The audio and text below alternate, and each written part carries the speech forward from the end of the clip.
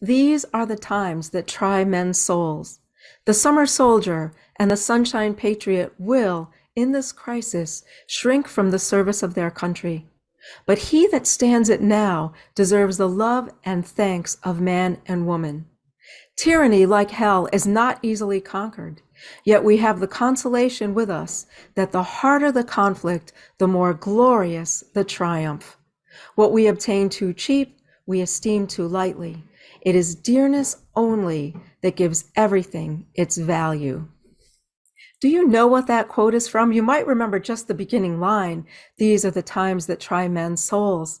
This is from The American Crisis #1, written by Thomas Paine and published in December of 1776. It might sound familiar to you, but do you know what it was all about and why this pamphlet or this article is so vital in the study of American history?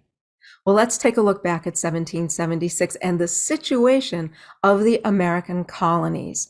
Now, before I continue, if you're watching on YouTube, please, if you like these types of videos, please like this video and subscribe to my channel. For all of you out there, please share it as I work hard so much to try to bring you the truth about American history. So back to 1776. So what is happening in America in 1776? Well, what we learn about in school is the Declaration of Independence. And of course, that's an important issue to study. We should learn about the Declaration of Independence. But also happening in 1776 that we don't study in school is the war. The war has now come to America.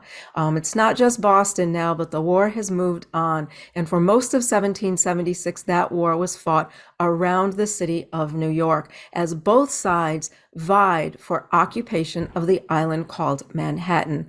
Manhattan Island is incredibly strategic at the time, right? It's right on the Atlantic Ocean, so there's open access to the Atlantic. The harbor is huge. It's a deep water harbor, able to accommodate many large ships, and gives access to the Hudson River, to the interior of the nation, and also the East River and the Long Island Sound.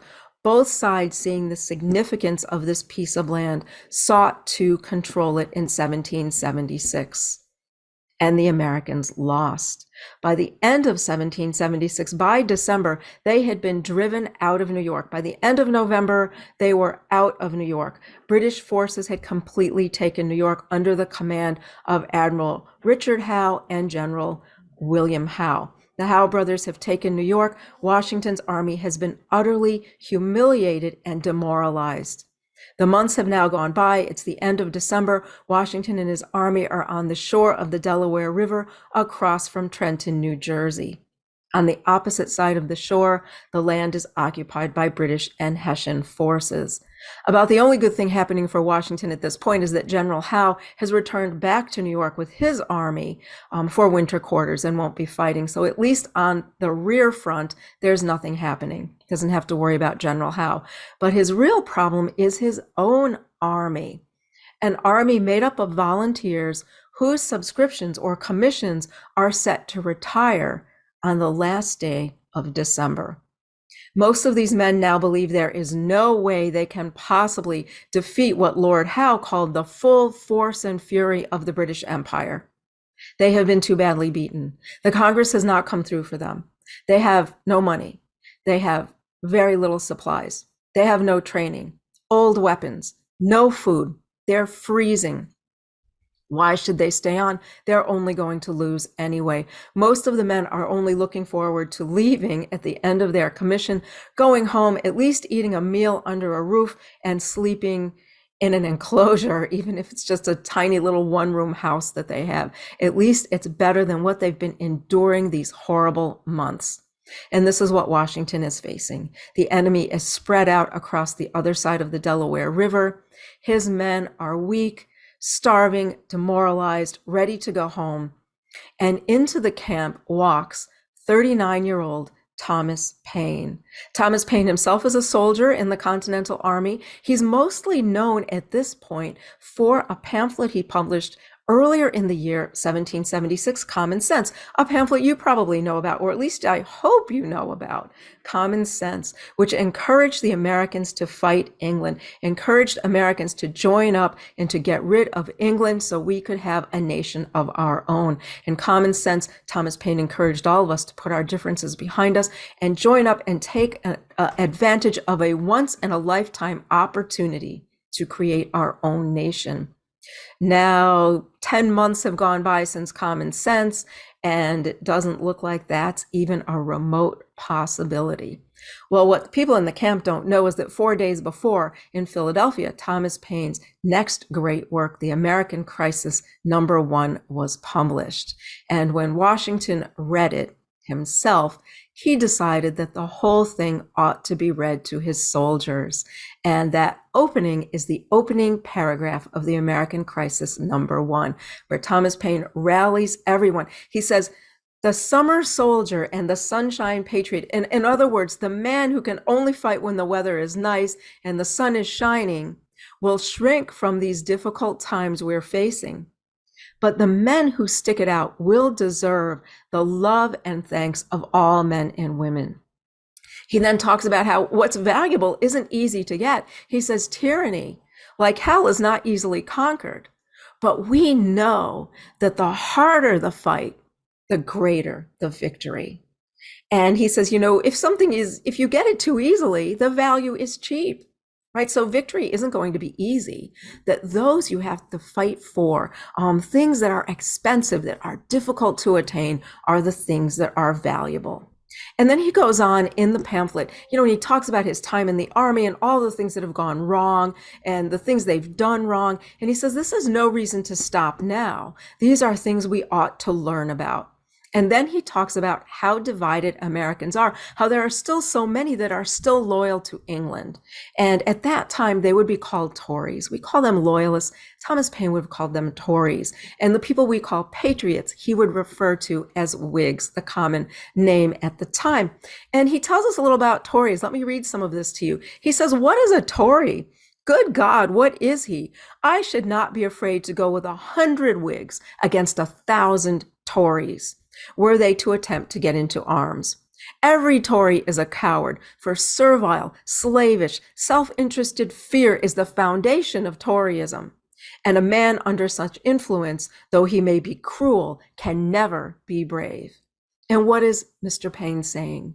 He's saying that Tories are the people who are slavish, who depend on the government, who will give up their own freedom in order to get some type of protection or something from the government. And they may be cruel, but they can never be brave. They don't have what it takes to be brave. And then he goes on to say, a noted one who kept a tavern at Amboy, that's in New Jersey, was standing at his door with a pretty child in his hand, about 8 or 9 years old. As pretty a child as I ever saw, and after speaking his mind as freely as he thought was prudent, finished with the unfatherly expression, well, give me peace in my day. Not a man lives on the continent, but fully believes that a separation must come some time or other and must finally take place. And a generous parent should have said, if there be trouble, let it be in my day, that my child may have peace. And this single reflection, well applied, is sufficient to awaken every man to duty. So again, Mr. Paine is saying, the man who says, let there be peace now, is a coward. A true father, a man of courage and heart, would say, let there be trouble in my day, so that my children and my grandchildren will have peace in their time. So again, he's telling us what he feels is the difference between a loyalist and a rebel, or a patriot, that a loyalist is even willing to give up his children and grandchildren's future so that he doesn't have to fight and see hardship, where a patriot says, let me fight, let me maybe die, let me lose everything so my children can have everything in their time. So this is what Thomas Paine is telling us. We have another page here of quotes. Give me a second to switch pages. I place them here. So remember, he's reading all of this to a group of very demoralized, bedraggled, hungry, cold men who really are questioning why they're still there. And Thomas Paine goes on to encourage them some more. And he says, the heart that feels not now is dead. The blood of his children will curse his cowardice, who shrinks back at a time when a little might have saved the whole and made them happy. I love the man who can smile in trouble and can gather strength from distress and grow brave by reflection. 'Tis the business of little minds to shrink, but he whose heart is firm and whose conscience approves his conduct will pursue these principles unto his death.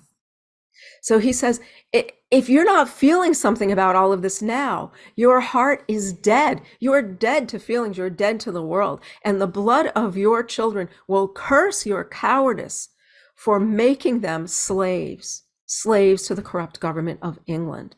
He says, I love the man who smiles in time of hardship and trouble, who can take that burden among himself, who gathers strength from distress, right? A man or a woman who is made stronger by hardship.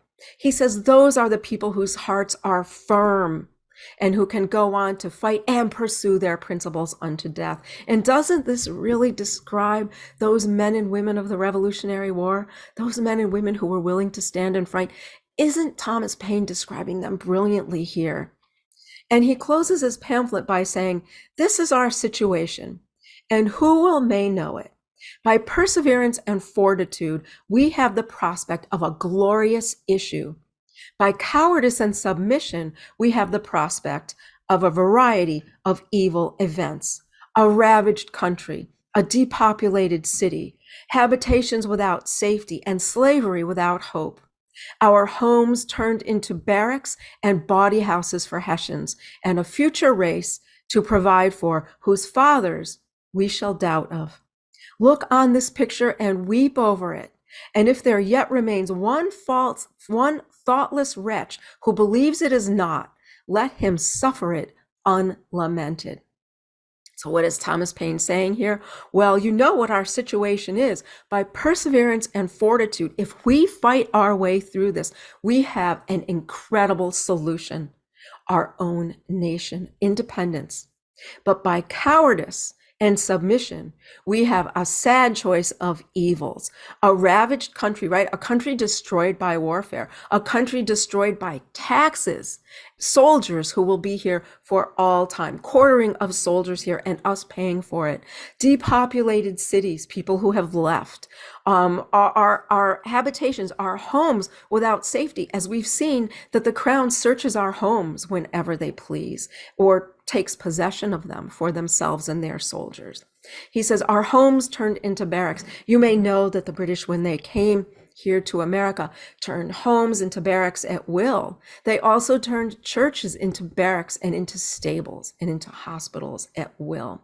He says, bawdy houses for Hessians. In other words, they might call them houses of prostitution, and a future race that we would provide for, whose fathers would be unknown to us. In other words, the children of war, the orphaned children of war. He says, look upon this possibility, this possible future, and weep over it. He says, because if there's one thoughtless person who doesn't believe this is our future, then let him suffer. In other words, he's completely deluded. So these are the words that were read on December 23rd to General Washington's demoralized army. This brilliant work telling them, yes, it's hard. Yes, we've failed up until now. Yes, many of us have died. I've been there with you. I also am a soldier, and I have suffered these problems right alongside of you. Leadership that doesn't understand what to do, commanders who are not brave, lack of supplies. I have suffered all of this alongside you, but I tell you that the suffering, it makes us greater, and that the victory that will result will be beyond what you can imagine now. And after these words were read to Washington's demoralized army, they were brave enough 2 days later, Christmas night, 1776, to cross that Delaware River, attack the Hessian fortress at Trenton, and beat them. And on Christmas Day, I'll be back and I'll tell you all about that crossing and what happened that day. But it was Thomas Paine's great work, The American Crisis #1, who inspired the soldiers to do it and to sign up for another year of enlistment at the end of 1776. Thank you so much for joining me today. I hope you enjoyed my look at The American Crisis #1 by Thomas Paine. Please like my video, subscribe or follow me, share it with your friends and anyone you know who loves American history. Thank you for your support this year, and I look forward to seeing you again next year. And don't forget, Christmas Day, I will be back to talk about the crossing of the Delaware.